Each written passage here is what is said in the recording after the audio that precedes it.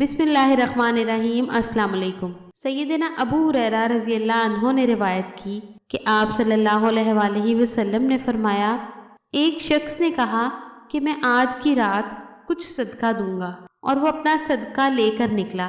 یہ صدقے کو چھپانا منظور تھا کہ رات کو لے کر نکلا اور ایک زناکار عورت کے ہاتھ دے دیا۔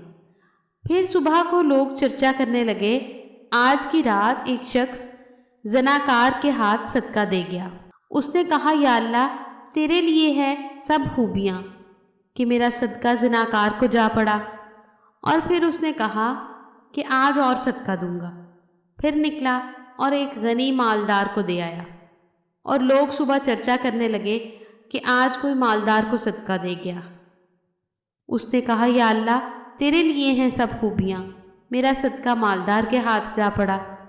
تیسرے دن پھر اس نے کہا کہ میں صدقہ دوں گا، اور وہ نکلا اور صدقہ ایک چور کے ہاتھ میں دے دیا۔ اور صبح کو لوگ چرچا کرنے لگے کہ آج کوئی چور کو صدقہ دے گیا۔ اس نے کہا، تجھی کو ہیں سب خوبیاں، میرا صدقہ زناکار عورت اور مالدار مرد اور چور کے ہاتھ میں جا پڑا۔ پھر اس کے پاس ایک شخص آیا، یعنی فرشتہ یا نبی اس زمانے کے علیہ السلام، اور اس سے کہا کہ تیرے سب صدقے قبول ہو گئے۔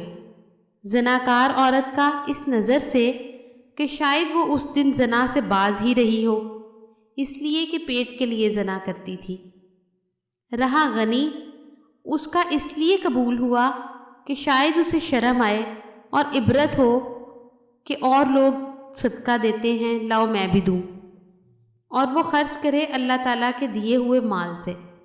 اور چور کا صدقہ اس لیے کہ شاید وہ اس شب کو چوری نہ کرے، اس لیے کہ آج کا خرچہ تو آ گیا۔